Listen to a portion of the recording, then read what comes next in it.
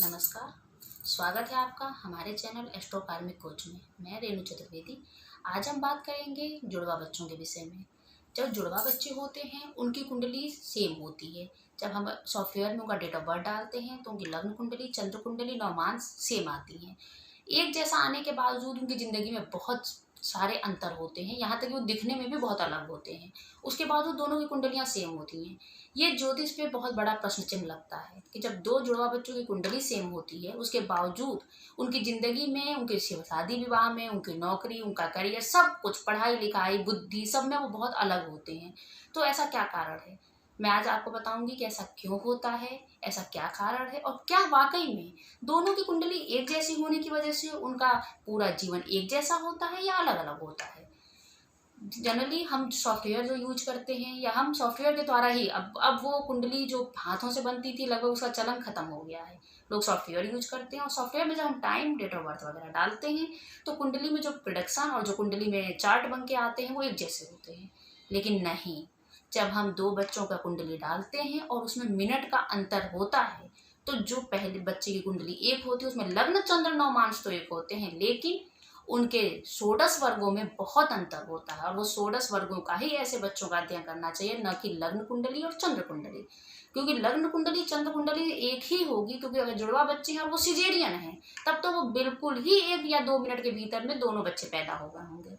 ऐसी स्थिति में कुंडली में लग्न या चंद्र से उन दोनों बच्चों का प्रोडक्शन करने से उन दोनों के जीवन के बारे में आप गलत फलित कर देंगे। इसलिए इस बात का ध्यान रखना होगा कि उन कुंडलियों में अंतर की वजह क्या है। अंतर की वजह ये होती है कि जब कुंडली में दो समय बदलते हैं, जब दो कुंडलियों में समय अलग अलग होते हैं तो उनका प्रोडक्शन भी अलग अलग होता है। लेकिन जुड़वा बच्चों में ऐसा नहीं होता। जुड़वा बच्चे नॉर्मल नहीं हैं तो वो 1 या 2 मिनट होते हैं। तो ऐसे में जब हम सॉफ्टवेयर में टाइम डालेंगे तो वो एक जैसा ही देगा।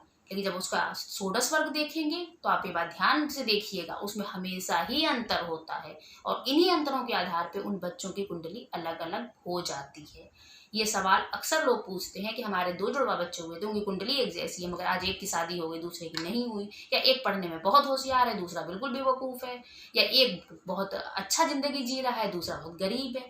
तो ऐसा कैसे हो सकता है? तो ऐसा इसलिए होता है क्योंकि हम लग्न और चंद्र पे विश्वास ज़्यादा कर लेते हैं और उनके षोडश वर्गों का ध्यान नहीं रखते, जबकि कुंडली को हमेशा ही बहुत अच्छी तरह प्रोडक्ट करना चाहिए, अच्छी तरह से सारे वर्गों को ध्यान में रख के ही बताना चाहिए, खासतौर से जुड़वा बच्चों के मामले में।